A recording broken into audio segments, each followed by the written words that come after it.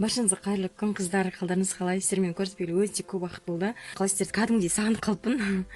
Енді бүгін сіздердің сұраныстарыңыз бойынша осындай декор жасап тігетін боламыз. Ішкі чехолында, сыртында, жапырақтардың өрнегінде барлығын сіздерге әдемілеп түсіндіріп көрсететін боламын. Және де өзімнің минус жерлерімді де айтатын боламын. Бұл видеода және де королевский үйлермен тіксеңіздер қалай болады, оның да түрін көрсетемін, және де осындайдың басқаша түрлерін де көрсететін боламын. Менімен бірге болыңыздар, енді тіркеліп, лайк басып, комментарий жазуды ұмытпаңыздар, өйткені сіздер маған мотивация бересіздер. Егер де комментарий көп болса, сіздердің сұраныстарыңыз көп болса, мен осылай ары қарай видеоларды түсіріп отыратын боламын. Сіздерге әрқашанда көмектесуге, сіздерге бір мотивация беруге мен дайынмын. Ал ендеше осындай әдемі жастықты үйде әрбір қыз келіншек өз қолмен тіге алады. Бұған бір машинка бір 10% керек, немесе қолмен тігілетін зат көбінесе. Мына шет-шеттерін ғана машинкамен тіктім дегеніңіз болмаса, мынау замоктың орнына да қолмен жаңағыдай тігіп жіберуге болады. Бұл жерде мен потайной замоктың оңай тігілетін жолын көрсетемін. Мына астары менде осындай болды. Ішкі чехолы бар. Чехолы арнайы видеода түсірілетін болады. Қалай жаңағыдай тігілу керек, толықтай видео шығардым сіздерге, түсініксіз болып қалмасын деп. Сіздермен бір сағынышымды бастайын. Комментарияда өз ойларыңызды жазыңыздар. Және де менің инстаграм парақшама тіркелуді ұмытпаңыздар. Сіздермен стористарда неше түрлі нәрселермен бөлісіп отырамын. Ал енді сабағымызды бастайық. Бір қыздар, бұл жасты екі жағынан да қолдана берсе болады. Мына жағда, одан кейін былай аударып былай қойсаңыздар, мына жағда кете береді. Кішкене енді мата қосқаннан кейін осылай көрініп тұр. Негізінде екі түстен де бола береді. Әдемі жасқышаны тігу үшін қандай заттар керек екенін бір айтып кетейін.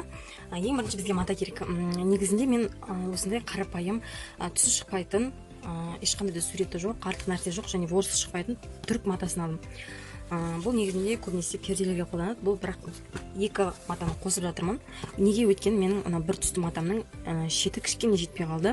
Сондықтан да мен ақ түсті қосып, осылай қылып тігейін деп жатырмын қыздар. Ал сіздерде бар болса, осылай бір ғана түстен ғана тіксеңіздер әдемі шығады. 2-3 түсті де қолдансаңыздар болады. Мен қазір сіздерге көрсетемін қалай шығатынын.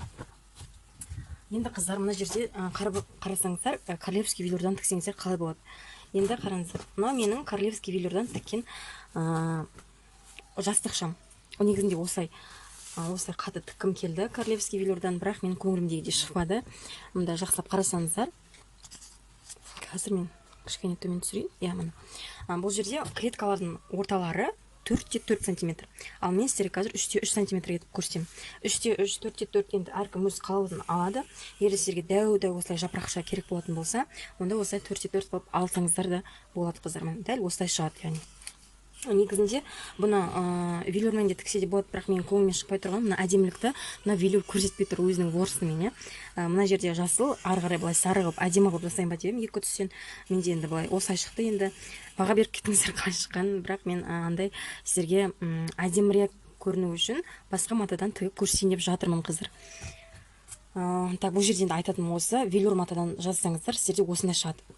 Сіздерге көрсететін декор жастықтарды осындай атлас маталар бар ғой, шелковый атлас, жаңадай велюр, жаңадай ешқандай ворсы жоқ велюр маталарда болады. Сондайлардан да жазсаңыздар өте күшті шығады. Атласпен жасамаймын, тек қана ақ түсі ұнамайды.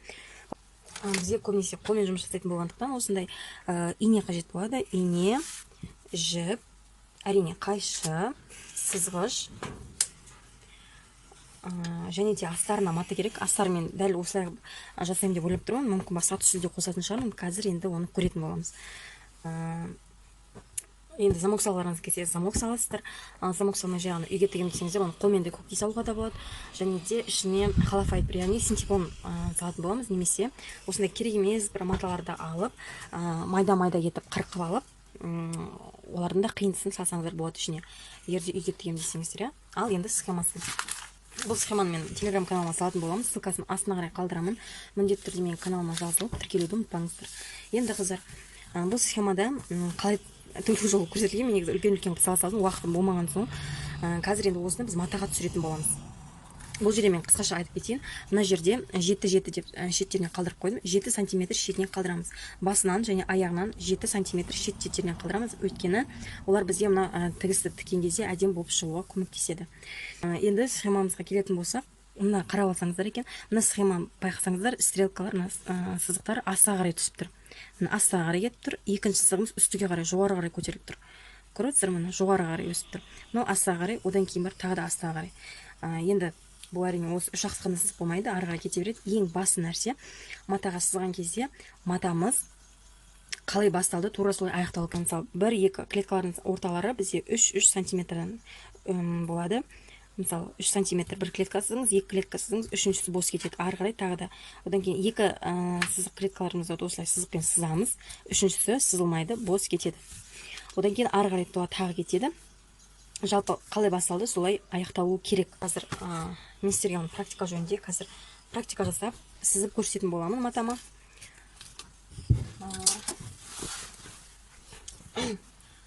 Енді сіздерге матаның көлемін айтайын. Матаның мынау менде ені болып саналады. Ені деген былай көлденеңнен кетеді дейді ғой. Ені менде 94 сантиметр. Мына жер менде 94 сантиметр. Ал мына ұзындығы 74 сантиметр, қыздар. Қазір осы схемамызды мынау матамызға сызатын боламыз. Бор немесе бор немесе сызғыш алсаңыздар болады. Бор немесе ручка, карандаш немесе, алып қазір сызамыз. Мына жерде 7 сантиметрді бөлек алып алдым. 7 сантиметр, 7 сантиметр. Енді ары қарай барлық нелердің барлығын сызып шығатын боламын. Қазір ол өте ұзақ уақыт алады. Клеткаларыңыздың ортасы 3 сантиметрден болуды ұмытпаңыздар.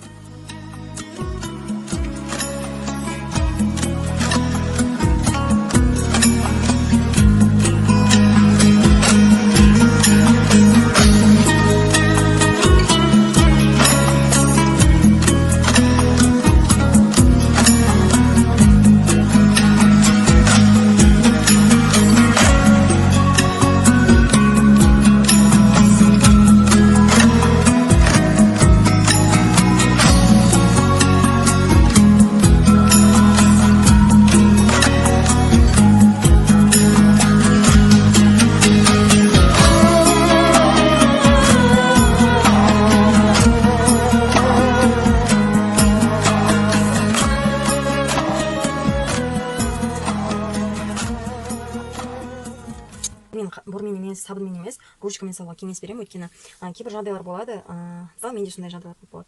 Кейінірек сызамын. Қазір шай қойып келейін, сосын барып тігемін деген әңгіме болады. Баламды ұйықтатсам, бүгін тігіп ертең жарысына қалдыратын болсаңыздар, онда осындай карандашпен немесе қатты басатын ручкамен сызыңыздар. Өйткені мына бор ары бері матаны қойған кезде, тіккен кезде, ұстаған кезде бор шығып кетеді да, жаңағы. Сонымен сызығын таппай қаласыздар. Қайтадан тігу керек болады. Қайтадан сызу керек болады. Мен басынан өткен оқиға. Сондықтан сіздерге кеңес берер едім, осындай ручкамен сызуға.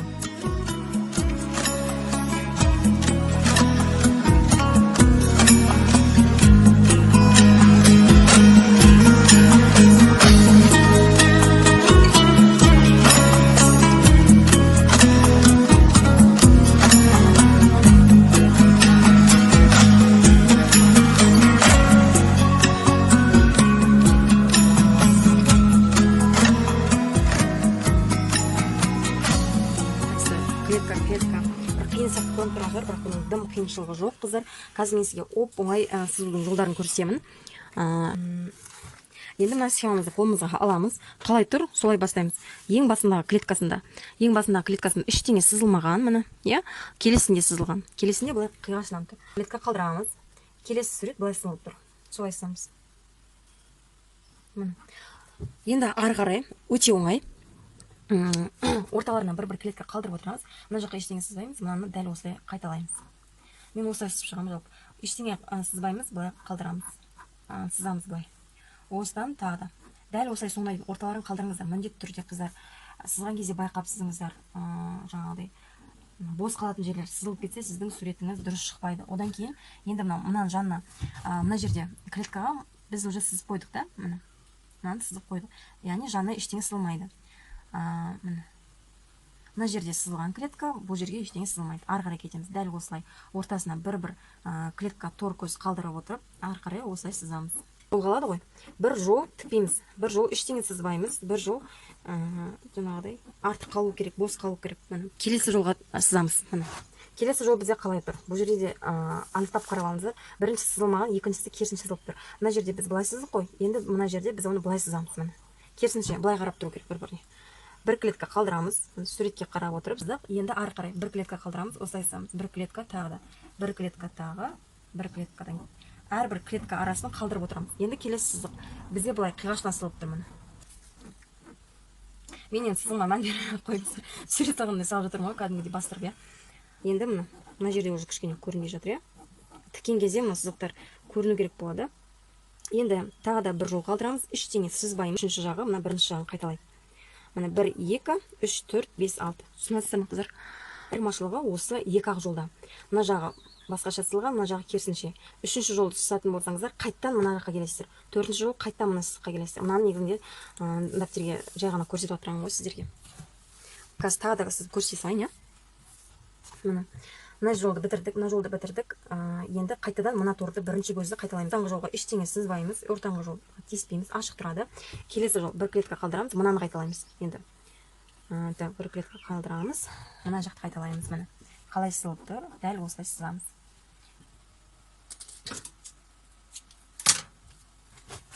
Жіпті осылай 4 қабаттап сабақтаймыз.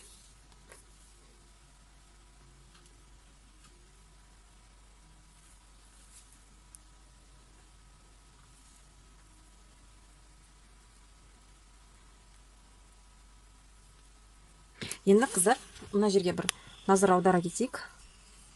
Енді қазір инемен тіккен кезде мына екі жақ бір-бірін қосып тігіп аламыз, екі жағын. Одан кейін барып, мына жағына инемізді шығарамыз ғой, екі бұрышты тігу керек болады. Екі бұрышқа жету үшін бізде мынандай жер бар.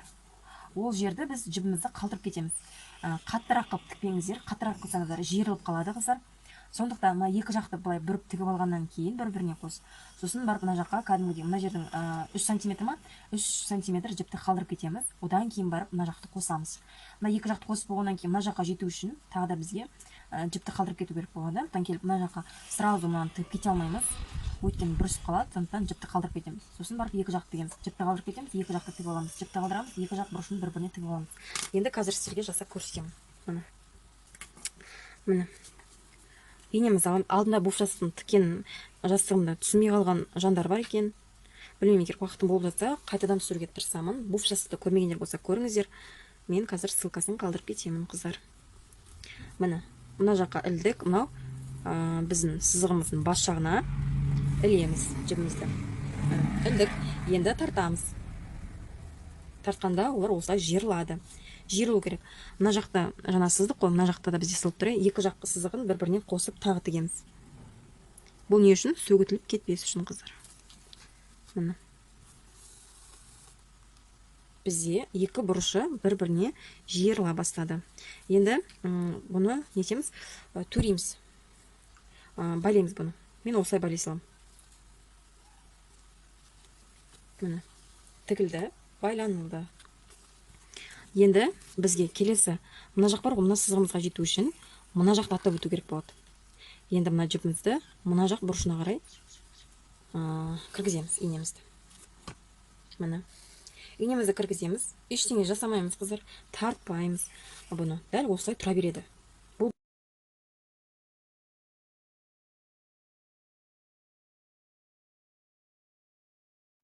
Ал енді келесіде бұны бір байлап жерсек те болады. Міне, байланылды. Байладық. Енді бізге мына сызықтан мына сызыққа дейін өту керек болды. Енді өтеміз. Міне, және де тартамыз. Тартқан кезде бір рет қана тігу жеткіліксіз, екі рет тігу керек болады. Міне, біреу, екеу. Екіншісін не істейміз? Байлаймыз, қыздар.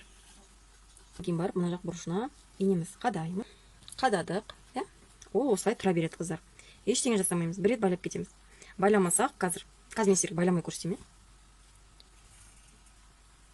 Міне. Байладық. Енді оған ештеңе етпейді. Сызығымызға өтеміз. Сызық бізге осы үшін керек болады, қыздар. Қатты тартып жүрмеңіздер. Ол да тоже өз орныңыздың сәнін бұзады. Жай ғана енді келесі мына жолды не істейміз? Жібімізді қалдырып кетеміз. Жібімізді бос қалдырып кетеміз. Енді байламай көрсем. Жаңа мен жіпті байладым ғой, енді қазір байламайым. Сіз көресіздер не болатын? Міне. Байламасам сразу көрдіңіздер ме? Мына жақта кішкене жиырылып қалады мына жіпте. Бұл жіп мүлде жиырылмау керек. Қалай бар? Бос солай тұру керек.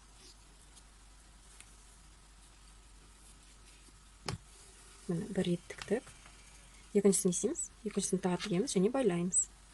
Негізінде байламай қойсаңыздар да болады, бірақ бұл жастық диванның шетінде тұрады, жаңа балалар қолданады, сондықтан да негізінде байлаған дұрыс ше, шығып кетеді әйтпесе. Вот бір шыққан соң оны қайтадан тігу, қайтадан уақыт алады.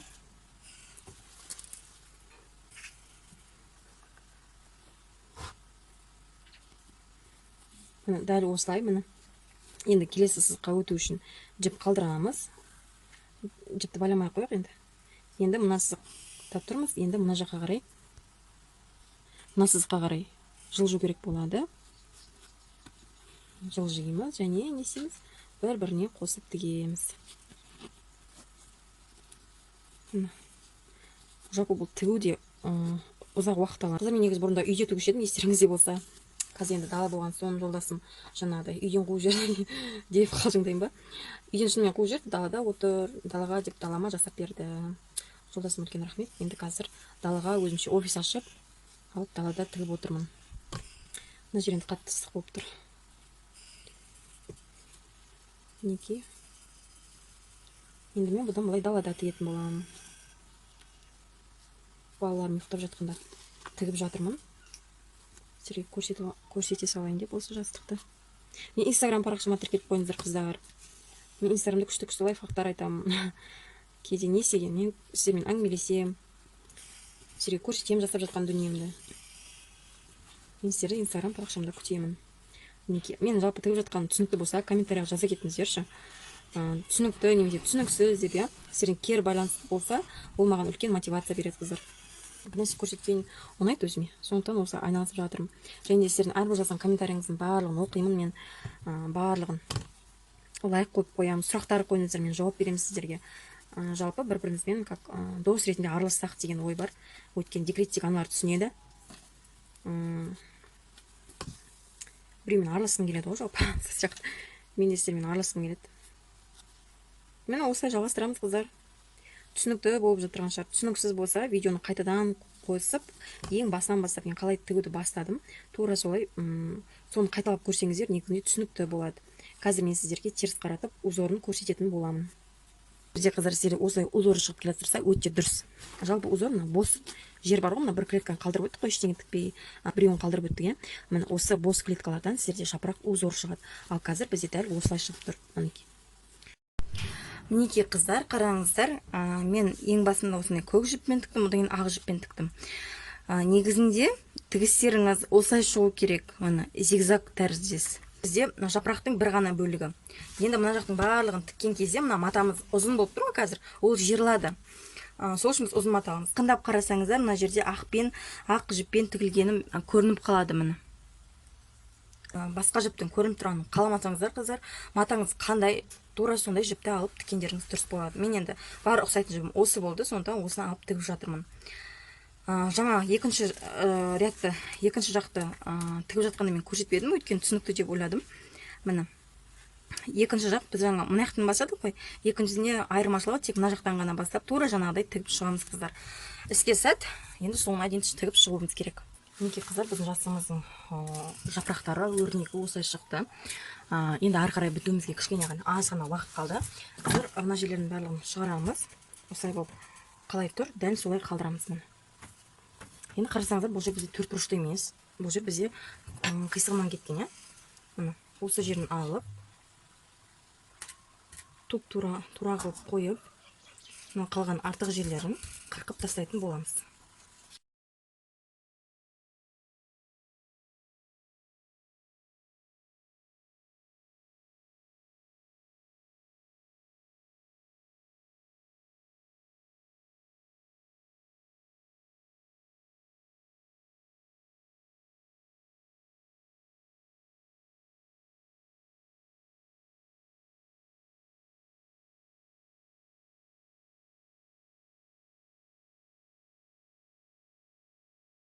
Мына жерде өзі қалай тұр, мына жақ былай тұр, мына үсті былай тұр, иә, өзі қалай тұр, дәл тура солай аламыз да инемен қыстыра саламыз.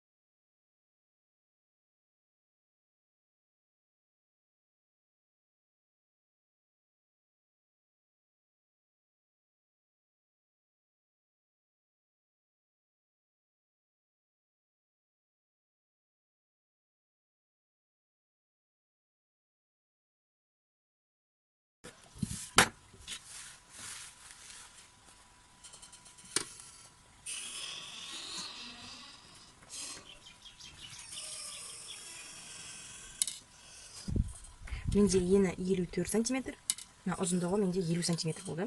Енді мен дәл тура сондай қылып астар дайындап аламын. Көрсете салайын замокты қалай тігу керек екенін. Замоктың оң жағын емес, теріс жағын былай жатқызамыз.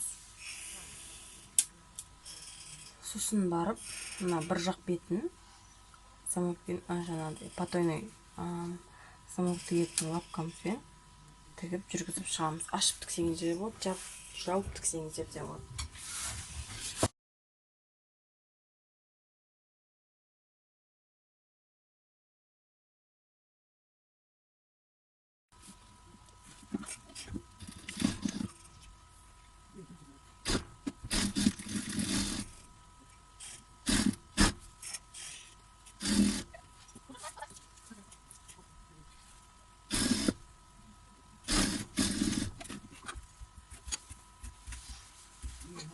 Міне бізде тігілді замогымыз.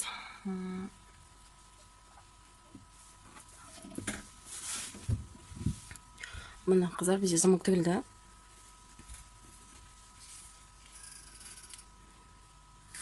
Қыздар, мына екінші астарын дәлме-дәл қоямыз. Ұзын жағын ұзына, ені. Сосын барып, жаңа былай замок тіккен жеріміздің мына жақ бір шеті қалды ғой. Енді соны мына жағына қарай аударып тіге саламыз. Замокты ашпай-ақ тіге салсақ болады. Мына жағынан замок тігеміз. Болды.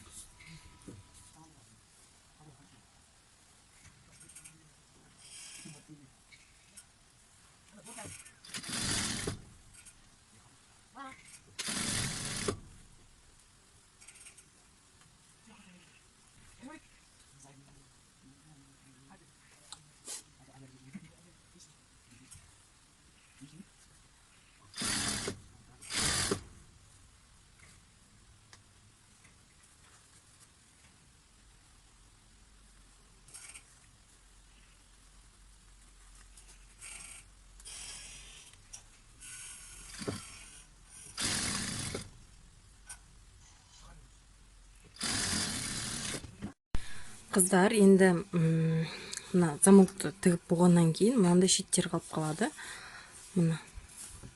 Мына шеттерін біз қазір былай бір-біріне қаратамыз. Одан кейін мына жерде біз замок тігілген жіп бар ғой. Қай жерге дейін жіп тұр? Мысалы, мына жақтан басталып тігіліп тұр ғой, біз соны қазір мына жағынан бастайып, мына жіпке дейін, чтобы бірдей болатындай етіп, қазір тігіп шығатын боламыз. Мына қыздар, бізде шеті осылай тігілді. Мына жақ шеті, мына. Жаңа менде кішкене асып қалып еді, бұл ештеңе етпейді. Мына жерде замок кеткенін, мына жақтан замок бастаған, мына жаққа замок жетпей қалғанын ешкім білмейді, көрінбей қалады. Енді не істейміз? Қайтадан теріс қаратамыз бір-біріне. Одан кейін бар, мына шет-шеттерін инен сосын алып отырамыз енді. Былай шет-шеттерін тігіп шығамыз. Бір ғана тігіспен. Былай мына жағын, бас жағын және мына жағын тігіп шығамыз. Содан кейін мына жағына келгенде замокты кішкене шешіп алуды ұмытпаңыздар, әйтпесе оң қарата алмай қаласыздар. Ал іске сәт осыны тігіп шығамыз. Мінекей қыздар, біздің жасымыз осымен аяқталды. Назар қойып соңына дейін тыңдағандарыңызға үлкен рахметімді айтамын. Келесі мастер-класстарда не көргілеріңіз келеді, не үйренгілеріңіз келеді, міндетті түрде комментарийға өз ойларыңызды қалдырып кетіңіздер, мен барлығын оқимын. және де менің мастер-классымнан тіккен үйренген заттарыңыздың барлығын жіберіп қойыңыздар менің инстаграмыма. Мен қатты қуанатын боламын, мен сіздермен мақтанамын. Ал енді келесі видеоларда кездескенше мен сіздермен қоштаспаймын. Аман сау болыңыздар. Және осы жастықтың чехолы туралы арнайы видео түсірілетін болады. Менің видеоларына жібере алмас үшін менің каналыма тіркеліп лайк басуды ұмытпаңыздар. Мен сіздерді жақсы көремін. Аман сау болыңыздар.